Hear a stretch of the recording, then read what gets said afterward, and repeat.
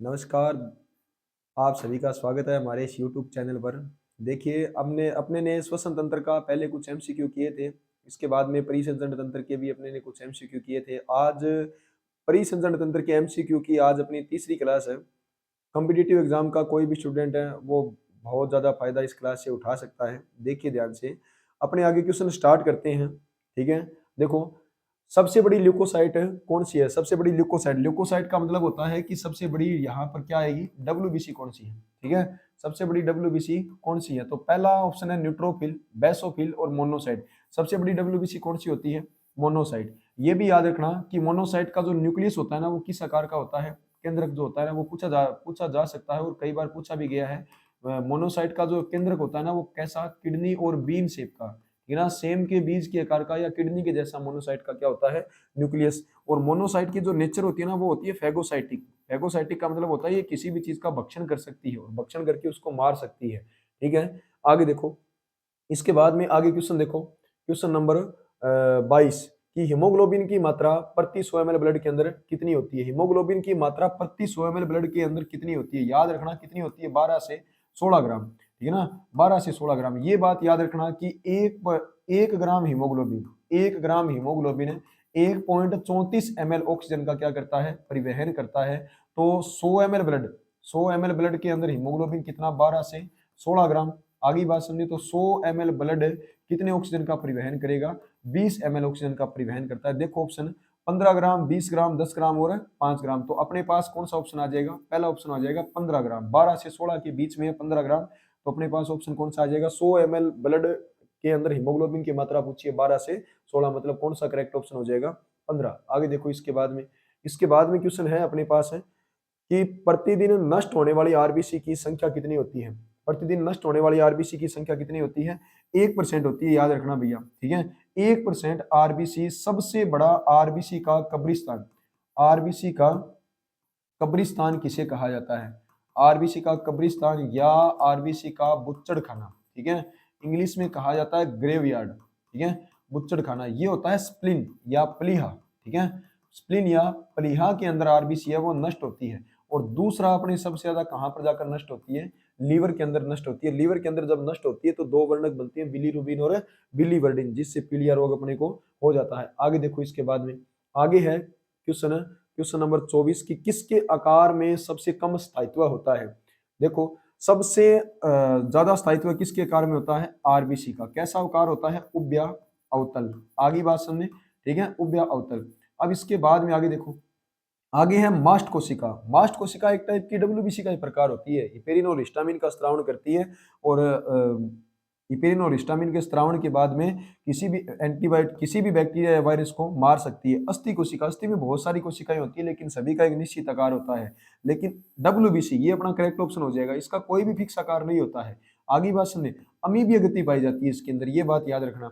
अमीबीय गति के कारण ये किसी भी अवकाश को पार करके किसी भी टिश्यू स्पेस के अंदर जा सकती है, इसलिए डब्ल्यूबीसी का कोई भी निश्चित आकार नहीं होता है। आगे देखो, इसके बाद में आगे अपने पास क्वेश्चन है, क्वेश्चन नंबर 25 की मानव रक्त में डब्ल्यूबीसी और आरबीसी का अनुपात कितना होता है? 600:1 होता है। ठीक है, याद रखना, आरबीसी आरबीसी रेशियो या अनुपात डब्ल्यूबीसी, तो डब्ल्यू आरबीसी 600, रेशियो कितना होता है? 1। अगर 600 आरबीसी होगी तो एक क्या होगी? डब्ल्यूबीसी। और अगर 1200 आरबीसी होगी तो दो अपने पास क्या होगी? डब्ल्यूबीसी। इससे रिलेटेड ऑप्शन देख लीजिए। देखो, पहले डब्ल्यूबीसी दिया है, आगे बात समझे तो डब्ल्यूबीसी दिया है, तो डब्ल्यूबीसी कितनी होती है? 1। और आरबीसी कितनी होती है? 500। आगे बात समझे, और अपने पास अगर आरबीसी डब्ल्यूबीसी दिया होता तो अपने पास ऑप्शन कौन सा हो जाता? सी हो जाता, क्योंकि आरबीसी 500 और ये कितनी आ जाएगी? 1। तो ठीक, अपने पास डब्ल्यूबीसी आरबीसी दी है तो कितना आ जाएगा? 1:500 आ जाएगा। आगे देखो, इसके बाद में अपने पास क्वेश्चन नंबर 26 है कि डब्ल्यूबीसी की तुलना में आरबीसी रक्ती है, तो आरबीसी की सतह पर एंटीजन पाए जाते हैं जिसके कारण अपना ब्लड ग्रुप डिसाइड होता है, ए बी और ओ। कार्बोनिक एनहाइड्रेज एंजाइम पाया जाता है जो CO2 के परिवहन में सबसे ज्यादा सहायता करता है, CO2 के जुड़ने में। इसके बाद में आरबीसी की सतह को डोनन झिल्ली कहा जाता है। बिल्कुल एकदम सही बात है। जैसे अगर आप आरबीसी की इस प्रकार से सतह देखोगे तो इसके ऊपर इस प्रकार की एंटीजन होते हैं, प्लाज्मा प्रोटीन, जिसके कारण ब्लड ग्रुप होता है। इसके अलावा इस प्रकार से आरबीसी की सतह पर कार्बोनिक एनहाइड्रेट एंजाइम के अणु पाए जाते हैं। इसके अलावा ये जो आरबीसी की झिल्ली है ना, इसको कौन सी झिल्ली कहा जाता है? दोनन झिल्ली, जो कुछ आयनों के लिए पारगम्य होती है और कुछ आयनों के लिए अपारगम्य होती है। तो कौन सा ऑप्शन आ जाएगा? उपयुक्त सभी ऑप्शन आ जाएगा। आगे बात समझे। अब इसके बाद में आगे देखो, आगे है क्वेश्चन है कि लिम्फ में रक्त की तुलना में सबसे ज्यादा क्या होता है? लिम्फ में रक्त की तुलना में आरबीसी तो होती नहीं है। लिम्फ का जो लिम्फ का रंग है वो सफेद होता है, सफेद होता है। तो आरबीसी का रंग कैसा होता है? लाल होता है। तो आरबीसी तो होती नहीं है। पोषक तत्व भी बहुत कम मात्रा में होती है, लिपिड होती है लेकिन बहुत ही कम। लेकिन ऑक्सीजन लिम्फ के अंदर क्या होती है? ज्यादा होती है। याद रखना, ये बिल्कुल एकदम करेक्ट ऑप्शन हो जाएगा। आगे देखो इसके बाद में अपने पास ऑप्शन है, क्वेश्चन है कि मूत्र में रक्त की उपस्थिति क्या कहलाती है? मूत्र में रक्त की उपस्थिति क्या कहलाती है? प्रोटीन यूरिया, ठीक है ना, प्रोटीन यूरा। आगे बात समझे, मतलब मूत्र में प्रोटीन की उपस्थिति, तो ये ऑप्शन कट गया। हिमेटी यूरिया, मतलब मूत्र के अंदर ब्लड की उपस्थिति। आगे अपने पास ऑप्शन एल्केप्टोन यूरिया। एल्केप्टोन यूरिया का मतलब होता है कुछ एल्केन या कुछ कीटोन बॉडी के मॉलिक्यूल, ये मूत्र के अंदर, तो ये भी कट गया। यूरेमिया मतलब मूत्र के अंदर यूरिया, तो ये तो अलग ही डिजीज हो गई। हिमेटी यूरिया, हिमेटोलॉजी ब्लड को कहा जाता है। हिमेटी यूरिया मतलब मूत्र के साथ में ब्लड की मात्रा है वो कुछ ना कुछ बाहर आ रही है, जिसके कारण मूत्र का रंग है वो पीले से लाल कलर का हो रहा है, तो ये हिमेटी यूरिया कहलाती है। आगे देखो इसके बाद में, आगे है इसके बाद में क्वेश्चन कि शरीर में ब्लड बैंक किसे कहा जाता है? शरीर में ब्लड बैंक किसे कहा जाता है? प्लीहा को कहा जाता है। इसका रीजन ये है कि जैसे आरबीसी यहां पर आकर टूटेगी। आगे बात सुनने, जैसे मान लीजिए एक छोटा सा एग्जांपल है कि एक कमरे के अंदर आप लगातार कांच के छोटे छोटे टुकड़े डाल रहे हो। कुछ टाइम बाद आप ये देखोगे कि उस कमरे के अंदर एक कांच को बनने के लिए सारे के सारे पदार्थ उपलब्ध है कि नहीं है? उसी प्रकार से प्लीहा के अंदर लगातार आरबीसी टूटती है। तो आरबीसी का हीमोग्लोबिन वहां पर टूटता है, हीमोग्लोबिन के दोनों अणु टूटते हैं, हिम प्लस में ग्लोबिन, ये दोनों टूटेंगे तो प्लिया के अंदर हीमोग्लोबिन का भंडार मिलेगा। आगे बात समझे। इसके बाद में हृदय को नहीं कहा जाता, इसे शरीर का पंपिंग स्टेशन कहा जाता है। अस्थि मज्जा के अंदर रक्त का निर्माण होता है और यकृत के अंदर कुछ मात्रा में आरबीसी टूटती है। आगे क्या बात समझे। तो प्लिया को शरीर का क्या कहा जाता है? Blood bank. इसे आरबीसी का कब्रिस्तान, आरबीसी का ग्रेवयार्ड, ये सारी उपाधि इसको दी जाती है। आगे देखो इसके बाद में अपने पास क्वेश्चन है कि मर्त आरबीसी को नष्ट करती है, मर्त आरबीसी को नष्ट करती है, अस्थि कोशिकाएं आरबीसी बनाती है, ठीक है, मास्ट कोशिकाएं भी नहीं करती है। और ये तो ऑप्शन कट ही गया। शरीर की जो कुफ्र कोशिकाएं है ना, वो मर्त आरबीसी को क्या करती है? नष्ट करती है, मतलब इन्हें रक्त का सफाईकर्ता कहा जाता है। आगे देखो इसके बाद में है रक्त सत्यस्योजी उत्तक से विभेदित होता है। पहला ऑप्शन है कि रक्त प्लाज्मा संपूर्ण रक्त कोशिकाओं से निर्मित नहीं होता। रक्त प्लाज्मा संपूर्ण रूप से रक्त कोशिकाओं से निर्मित नहीं होता, बिल्कुल एकदम सही ऑप्शन है।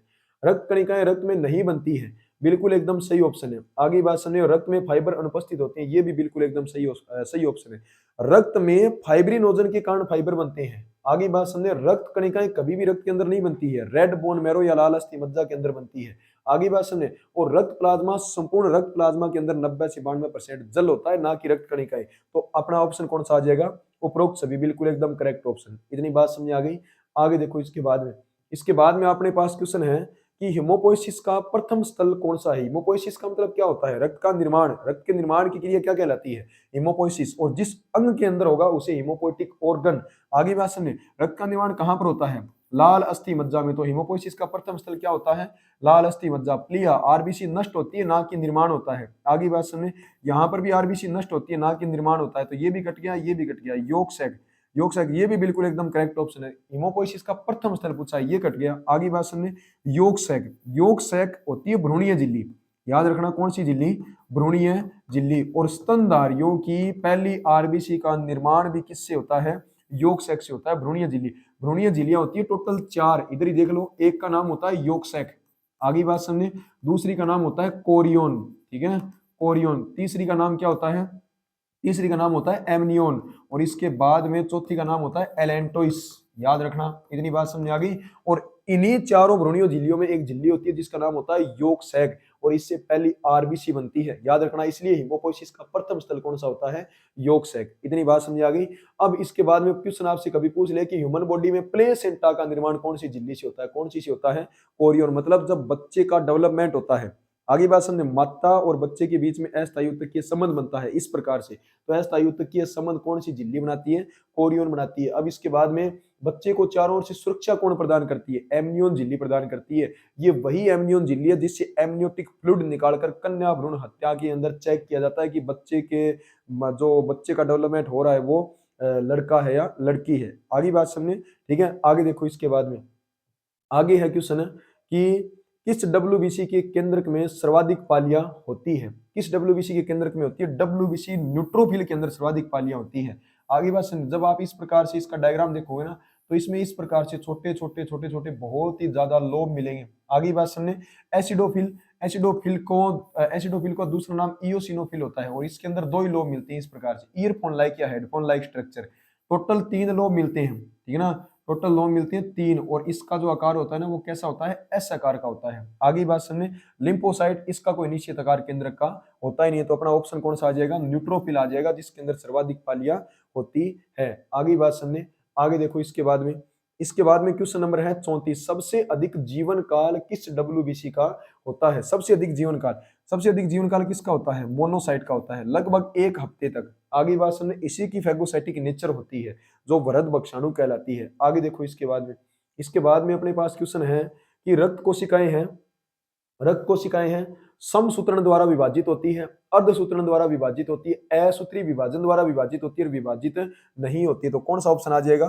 चौथा ऑप्शन आ जाएगा, कभी भी रक्त कोशिकाओं के अंदर विभाजन नहीं होता है। आगे बात समझे, ठीक है ना, कभी भी रक्त कोशिकाओं के अंदर विभाजन नहीं होता है, ना ही तो आरबीसी के अंदर, ना ही डब्ल्यूबीसी और ना ही प्लेटलेट्स के अंदर होता है। आगे बात समझे, सारी की सारी रेड बोन मैरो के अंदर बनती है। डब्ल्यूबीसी है ना वो प्राइमरी लिम्फोइड ऑर्गन, प्राथमिक लसिका अंग, और सेकेंडरी लिम्फोइड ऑर्गन द्वितीयक लसिका अंग के अंदर बनती है। प्लेटलेट्स है वो रेड बोन मैरो के अंदर बनती है। तो कभी भी रक्त कोशिकाएं आपस में विभाजित नहीं हो सकती। ये बिल्कुल इसका क्या हो जाएगा? करेक्ट ऑप्शन हो जाएगा। आगे देखो इसके बाद में अपने पास है कि 100 ml शुद्ध रक्त परिवहन करता है। 100 ml शुद्ध रक्त, याद ये इसमें 2-3 क्वेश्चन आप पढ़ लो।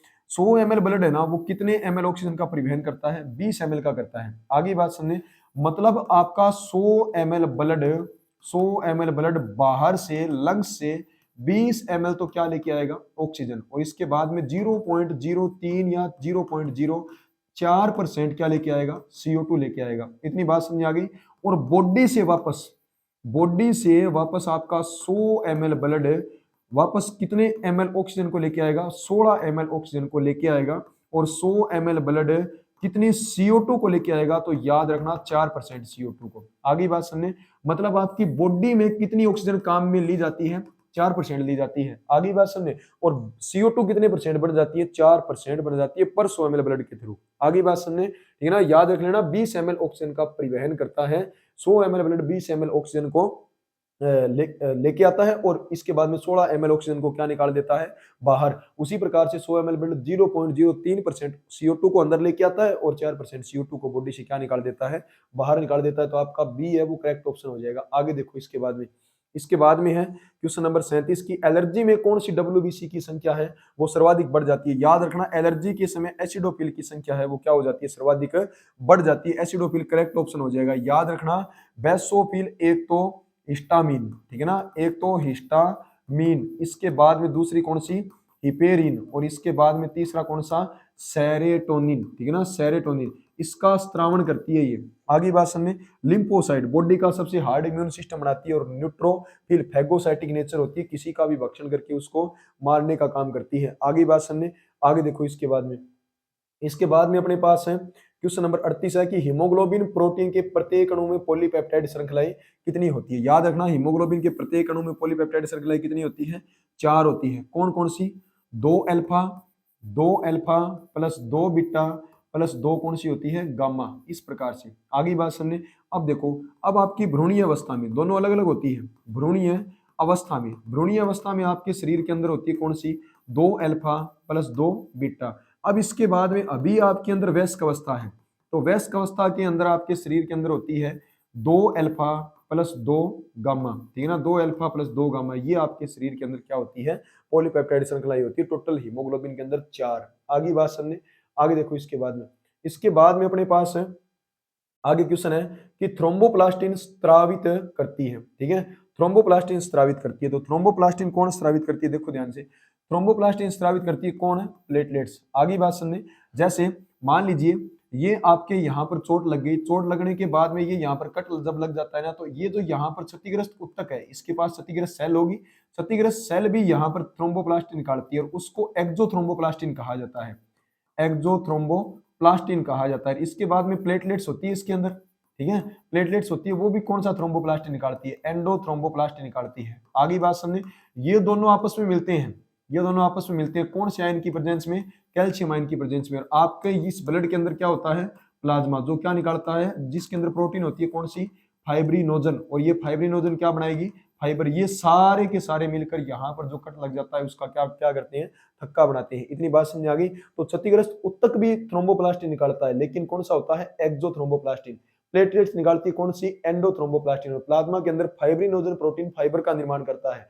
और कैल्शियम आयन इन सभी के अंदर मैन होता है, जो चौथे नंबर का स्कंदन कारक होता है, याद रखना चौथे नंबर का। आगे बात सुनने, टोटल स्कंदन कारक 14, वो 13, और 13 में से चौथे नंबर का कौन सा है, कैल्शियम आयन। आगे बात सुनने, आगे देखो इसके बाद में क्वेश्चन है अपने पास कि लिम्फोसाइट विभेदित, टी लिम्फोसाइट विभेदित होती है। टी लिम्फोसाइट, लिम्फोसाइट जो है ना, लिम्फोसाइट वो दो टाइप की होती है, एक तो बी और दूसरी कौन सी, टी। जितनी भी लिम्फोसाइट है ना वो कहां पर बनती है, आपके लाल अस्थि मज्जा में, ठीक है ना, लाल अस्थि मज्जा में, लाल अस्थि मज्जा में बनती है, मतलब कहां पर, आरबीएम में। और आरबीएम में बनने के कारण इसे क्या कहा जाता है, बी कहा जाता है। इस लाल अस्थि मज्जा से जो बी लिम्फोसाइट बनती है उसमें से कुछ एक लिम्फोसाइट आपकी कहां पर चली जाती है, थाइमस ग्रंथि के अंदर। जैसे मान मान लीजिए कि ये आपकी ह्यूमन बॉडी है, इतनी बात समझ आ गई, ये आपकी ह्यूमन बॉडी है। इस ह्यूमन बॉडी में यहाँ पर एक छोटी सी ग्रंथि होती है, यहाँ पर, इतनी बात समझ आ गई, वक्ष भाग में।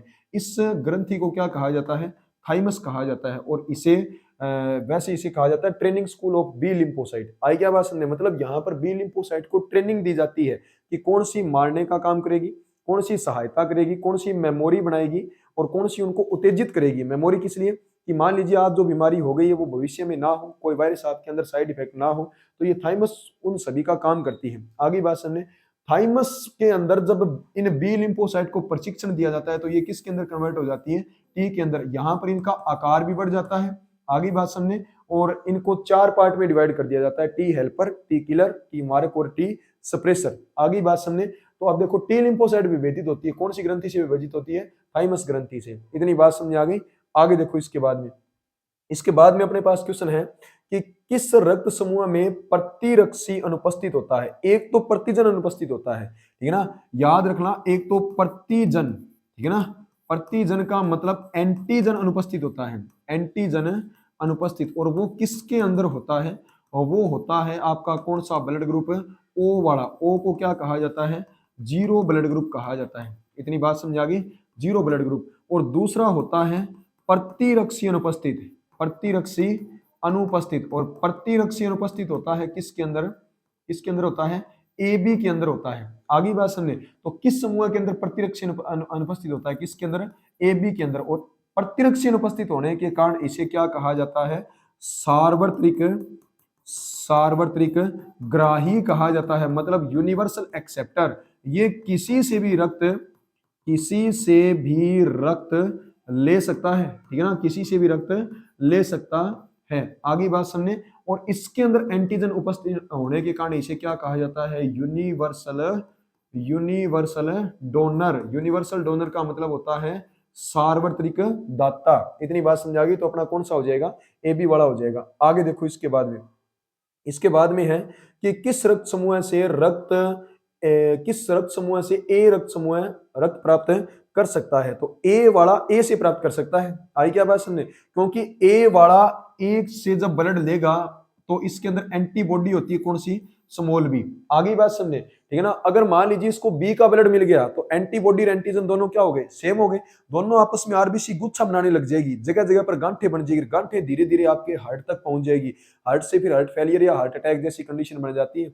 आई क्या बात समझे, तो ए वाला किससे ब्लड ले सकता है, एक तो किससे ले सकता है, ए से ले सकता है। एक पीछे वाले क्वेश्चन में मैंने आपको समझाया था, सार्वत्रिक दाता या यूनिवर्सल डोनर किसे कहा जाता है, ओ को कहा जाता है। तो ए और ओ, इतनी बात समझ आ गई, कौन सा ऑप्शन हो जाएगा, 2 नंबर, सेकंड नंबर अपना करेक्ट ऑप्शन हो जाएगा। इतनी बात समझ आ गई। आगे देखो इसके बाद में अपने पास है कि कौन एक प्लाज्मा प्रोटीन नहीं होता है। प्लाज्मा प्रोटीन 3 होती है भैया। आई क्या बात समझे, सबसे छोटी, सबसे छोटी, इसके बाद में बीसीओपी। बीसीओपी का मतलब होता है रक्त कोलोइडल, रक्त कोलोइडी प्रासरणी दाब, प्रासरणी दाब बनाए रखती है, ठीक है ना, रक्त कोलोइडी प्रासरणी दाब बनाए रखती है। इतनी बात समझ आ गई। पहला कार्य ये। प्रोथ्रोम्बिन, प्रोथ्रोम्बिन, प्रोथ्रोम्बिन ये होती है, आई क्या बात में, प्रोथ्रोम्बिन प्लाज्मा के अंदर एक टाइप की प्रोटीन होती है जो क्लोटिंग फैक्टर या रक्त स्कंदन में सहायता करती है। आगे बात समझे, किस में सहायता करती है, रक्त स्कंदन में सहायता करती है। ये एक टाइप का क्लोटिंग फैक्टर है। आगे बात समझे। इसके बाद में फाइब्रिनोजन, फाइब्रिनोजन किसका निर्माण करेगी, फाइबर का। और याद रखना प्लाज्मा की क्या है, सबसे बड़ी प्लाज्मा प्रोटीन, ठीक है ना, सबसे बड़ी प्लाज्मा प्रोटीन। और सबसे बड़ी प्लाज्मा प्रोटीन है, फाइबर बनाएगी, तभी क्या बनेगा, शरीर में रक्त का थक्का। इतनी बात समझ आ गई। हिपेरिन है वो प्लाज्मा प्रोटीन है, नहीं होता है, ये अपना करेक्ट ऑप्शन हो जाएगा। क्योंकि हिपेरिन का स्त्रावण किया जाता है, किससे किया जाता है, बेसोफिल से। इसे कहा जाता है प्राकृतिक प्रति रक्त सकंदक, प्राकृतिक प्रति रक्त सकंदक, इंग्लिश में नेचुरल एंटीकोगुलेंट। मतलब है, मेरी बात सुनो, कि जैसे अपने ब्लड के अंदर क्लोटिंग फैक्टर होते हैं, बार बार मैं नाम ले रहा हूं, 13 क्लोटिंग फैक्टर होते हैं। आगे बात समझे, कभी भी रक्त का थक्का बना सकते हैं, उनके अंदर इतनी कैपेसिटी है कि वो कभी भी रक्त का क्या बना सकते हैं, थक्का बना सकते हैं। आई क्या बात समझे, कभी भी रक्त का थक्का बना सकते हैं। तो उसको रक्त को जमने से भी तो रोकना है। आई क्या बात समझे, वो जमने से रोकने का कार्य करता कौन है, हिपेरिन करता है। इसलिए इसे क्या कहा जाता है, प्राकृतिक प्रति रक्त सकंदक। मतलब ऐसा जिसने रक्त का स्कंदन नहीं होने दिया है और अपने शरीर में प्राकृतिक रूप से, मतलब अपने शरीर में प्राकृतिक रूप से या बॉडी के खुद के द्वारा बनाया गया। और कौन बनाता है, बेसोफिल बनाती है। आगे बात समझे, ठीक है ना। आगे देखो, इसके बाद में अपने पास क्वेश्चन है, क्वेश्चन नंबर 44 की महाकेंद्रक कोशिकाएं या मेगा कैरियोसाइट क्या है। मेगा कैरियोसाइट याद रखना आपके कहां पर होती है, आरबीएम। आरबीएम का मतलब है लाल अस्थि मज्जा के अंदर होती है। और इसके बाद में अगर आपसे कोई आकार पूछ ले इसका, कभी क्वेश्चन आ जाए, तो इसका आकार स्टार शेप का होता है, मतलब तारे के जैसा इसका क्या होता है, आकार। और जब ये टूटती है, एक बार टूटती है ना, तो बहुत अधिक संख्या में किसका निर्माण करती है, ये प्लेटलेट्स का करती है, जो रक्त का क्या बनाती है, थक्का बनाती है। इतनी बात आपको समझ में आ गई होगी। तो देखो, रक्ताणु निर्माता गलत, श्वेताणु निर्माता गलत, प्रोटीन निर्माता गलत। ऑप्शन कौन सा हो जाएगा, पट्टिकाणु निर्माता, 2 नंबर ऑप्शन आपका हो जाएगा। रेड बोन मेरो के अंदर पाई जाती है। आगे बात समझने, आगे देखो, इसके बाद में अपने पास क्वेश्चन है कि किस युग्मन के कारण उत्पन्न होगा इरिथ्रोब्लास्टोसिस फिटेलिस। देखो ध्यान से, इरिथ्रोब्लास्टोसिस फिटेलिस एक फैक्टर होता है अपनी बॉडी में, जिसको क्या कहा जाता है, आरएच फैक्टर। और आरएच फैक्टर की डिस्कवरी की थी कार्ल लैंडस्टीनर, और विनर। इन्होंने किसकी डिस्कवरी की थी, आरएच फैक्टर की। और बंदर के अंदर की थी, उस बंदर का नाम था मकाका रिसस। और इसी मकाका रिसस के ऊपर नाम पड़ गया कौन सा, आरएच फैक्टर। इतनी बात समझ आ गई।